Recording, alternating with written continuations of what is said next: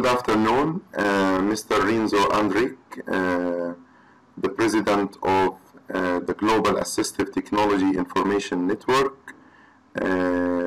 Thank you very much for answering our call today to talk about assistive technologies and to address the students and entrepreneurs in our COPE Makeathon.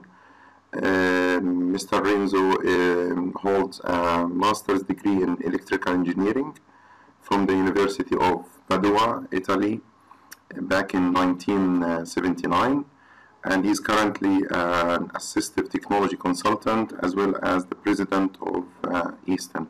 Thank you for attending this interview today. Thank you very much, Ahmed. I am very pleased of your invitation and happy to speak to you, even if unfortunately cannot be physically with you there. So as you said, yes, I am an electrical engineer as a background. However, I have worked for almost 40 years in the assistive technology field, along with many other kinds of professionals, medical doctors, physiotherapists, occupational therapists, psychologists, architects, designers, and so on, because as you perfectly know, assistive technology is quite an interdisciplinary field. And I have been working mainly for a very big organization in Italy called the Gnocchi Foundation, which operates a network of rehabilitation centers throughout all the Italian peninsula. And since this organization works with clients, which means people with disability, which could be children, adults, or elderly people, people with physical disability, with cognitive disabilities and sensory disability. So I had the opportunity to work in close contact with the real users of assistive technology. And currently, as you mentioned, among my current tasks, I am coordinating and leading a global network called the EASTIN. EASTIN has a primary goal to ensure information about the assistive technology products that exist on the market. This is because, you know, today we have a lot of technology solving a lot of problems, but sometimes the people who need this technology don't know that the technology exists. And even local companies or governmental agency don't know that solution exists, and maybe they start reinventing the wheel.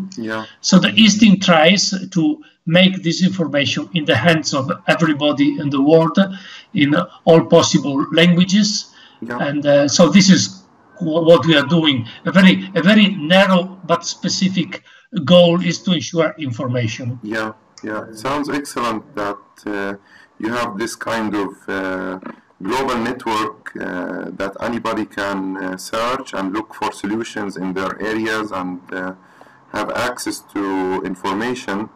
And I noticed also it's available in different languages. I'm not sure if Arabic is one of them, but if it's not, maybe it's something to be worked on in the future. Oh yes.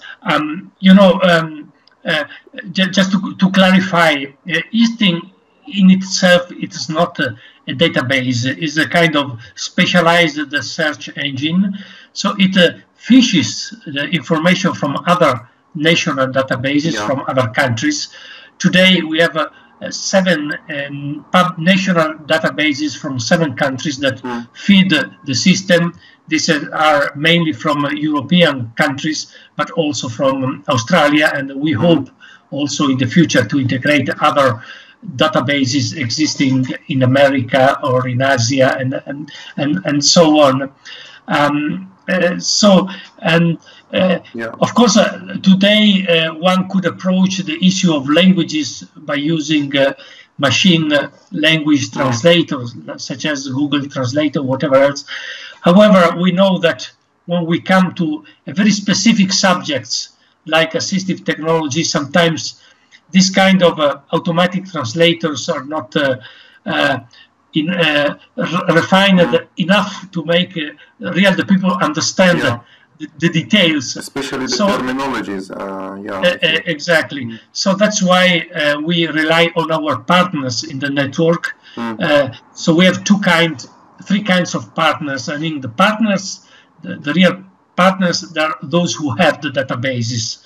Then we have the affiliates that don't have any database but ensure a correct language layer for their country, and the national contacts that are other countries. So if in one country we have an affiliate, we give all the tools to make the EASTIN working in that language. So until now we have 25 languages. We don't have Arabic yet because we need to find before or after some partner from Arabic-speaking countries that is able to take the burden and the big task of making this information available in Arabic. Because, you know, it's not only translating web page, it's also the translation of the classification of assistive technology products that is quite a broad range of information. Yeah, absolutely. It's not a pure translation mission in that case. Well, I've seen in some countries when they have been faced for the first time with the translation, they had to make discussion involving medical doctors, physiotherapists, officers of the government, because sometimes you know, the language you use has an impact on the legislation and so on. So to find a good translation means also to make a step forward in the local awareness of assistive technology. It must be standardized at some stage as well. Exactly. Well, among the so many things I went through in your, I have to say, impressive CV, you've done a lot of work on robotics and you know, learning environments and augmented reality, virtual reality. I see that there is a trend globally that engineers and technologists are doing their best to involve the technology with all the disability challenges. Are we actually, as a global community, concerned here, overdoing this? Are we enforcing the technology into something that doesn't really require it, or is it the case that it really needs a technological solution? Oh yes, it's a very important issue.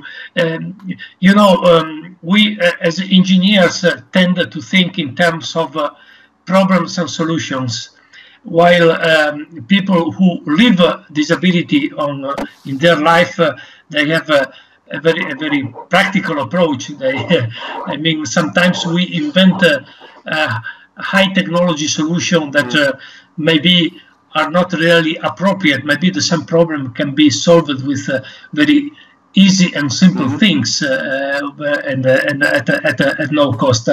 I think what is important also in my experience, to join together the experience of the technologists and the life experience of people with disabilities, not seeing as just users of the technology we develop, but co-producers, co-designers of the technology they need. We can make a lot of examples. Maybe we can invent a beautiful alternative system to use the computer for a person with physical disabilities who cannot use a keyboard, for example. And maybe after having developed these beautiful things that works in the laboratory, we forget that this tool has to be attached to a wheelchair, and the person has to go out under the rain or the sun or the sand, and this sometimes can make this technology not working. So we have to think all the technology situated in every moment of the life, and to make sure that it's so robust that it works well. Yeah, I see what you mean here. It's something that we have learned in the iCare project over the last 2 years, that solutions must be patient-centered But what you're saying here is more intense than that. The patient or the case must be treated as a co-producer, as a core element in the thinking process and the invention process. That's true. I mean, I make just an example. I've been involved for long in research of about the cost and outcomes of assistive technology, which means what is the real cost of assistive technology solution. So not only the technology, but also what is the impact on the person, on the family system, and so on, and what is the outcome, which means how much that it leads to an improvement in life quality. And we have learned, for example, from English terminology. You know, in English sometimes people say that you can measure efficacy or effectiveness. Efficacy means in the laboratory it works well. Effectiveness means in real life context it works well, because you know, in real life context we find out other let's say elements that we didn't know in the laboratory. For example, an assistive technology solution must also be accepted by the person, by the family, must fit the culture of the environment where the person lives. And so if the technology doesn't meet all these elements, sometimes it is abandoned, I mean, not used. What I want to also add here for the students and entrepreneurs listening to this today is that in simple terms, any solution must add value. So if it doesn't, then it's going to be a burden upon the disabled person himself and on the producer and every single user in the chain of the solution.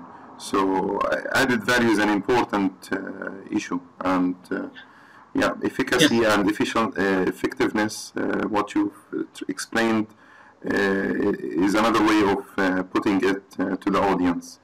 So in terms of the International Day of Disability for this year, accessibility is a major issue in the theme for the 2019. And in the sense that empowerment of the disabled people must be acted upon, and it starts right from, you know, the educational institutes as being accessible to students by all means. How do you see that we can tackle this mission? Okay. Yes, I think. University are, I think, a place of excellence where you can bring forward the concept of accessibility. You can make a good practice that if you do in the university, then later can be looked at with interest from the global society outside. I mean, if you are able to ensure that the student with a disability can come into the buildings of the university or all the virtual environment of the university, the websites, the distant learning systems, the software and whatever else. You know, you not only solve the problem of that student, but you give an example to all the citizens that the things can be solved. And I think also that, you know, students with disability in a university can be seen, just to understand what I mean, are disabled people who are at a higher level of education. So they have not only the daily experience of disability, but also the academic background to transform their experience into knowledge and to make proposals that are much more deeper than what any other person with disability in the street can do it. So I think is a good investment to make university accessible, the studies accessible. I can quote that in the EASTIN network, some of the partners, most of the partners are governmental organizations, but some of them are actually university. I have in mind Slovakia and Cyprus, where our partner is a local university who is a beautiful and well-advanced example on how students can really participate in an inclusive study setting and got their qualification and then be like leaders of accessibility in all the countries. Excellent. Well, on the same issue, do we have something like standards in building designs, you know, on the EU level that takes into consideration national disasters or natural disasters or fire? How to evacuate disabled people? Are there any standards or caution taken in that regard? In some countries there are. I'm not sure at the EU level. I think at the EU level we have only a very recent directive called the Accessibility Act, and it deals with public IT terminals, for example, public terminals for getting the money, teller machines, I mean, for example, there should be accessible, or television services must be captioned for the deaf, things like that. But in case of emergency, I'm sure that some countries have some standards for that.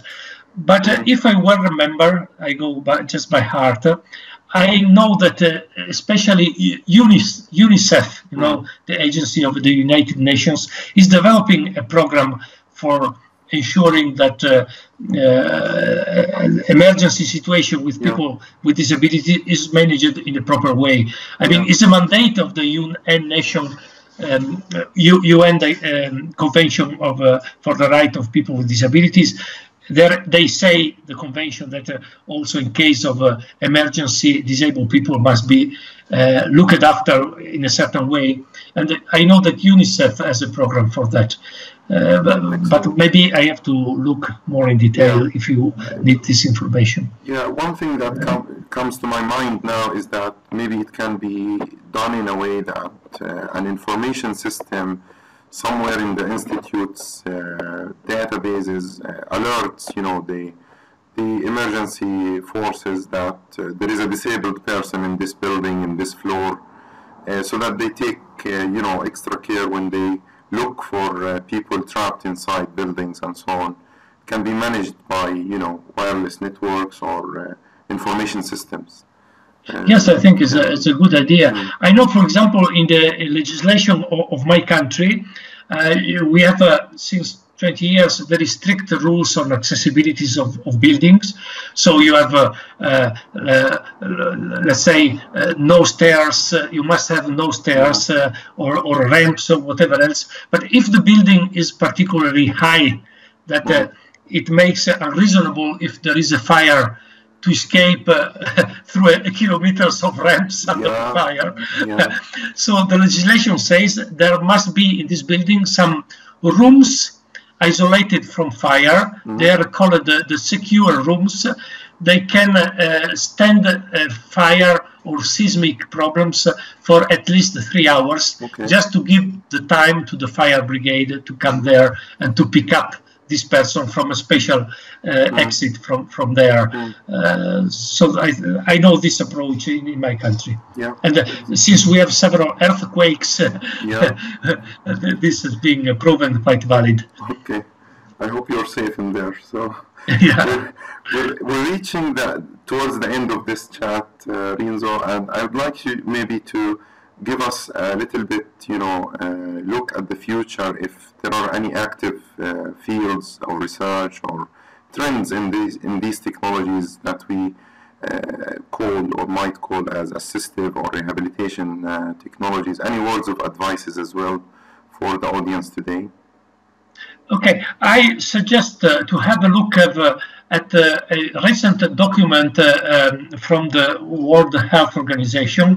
It is called the Global Research Priorities on Assistive Technology. They indicate 5 priorities. I don't have in mind now, but I will send you now just after the call the document. And usually the WHO says that a lot of research should be done to make the expensive assistive technology to be re-engineered in such a way to become cheaper and more affordable. And you know, for example, you know, the wheelchair, everybody knows what is a wheelchair. And today we have beautiful wheelchair with special materials, with titanium or whatever else.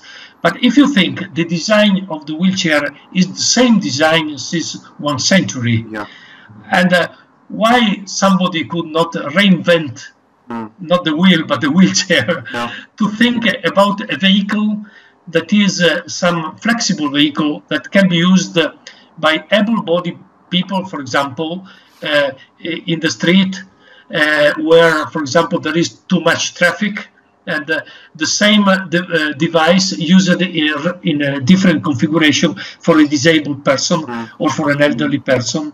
So to think to more flexible vehicles that can be produced with a more scale economy and become an assistive technology for persons with disabilities, but you know, not just specially designed only for persons with disability, but for many persons, including persons with disability. This, I think, is a good challenge that could bring down the cost of assistive technology products.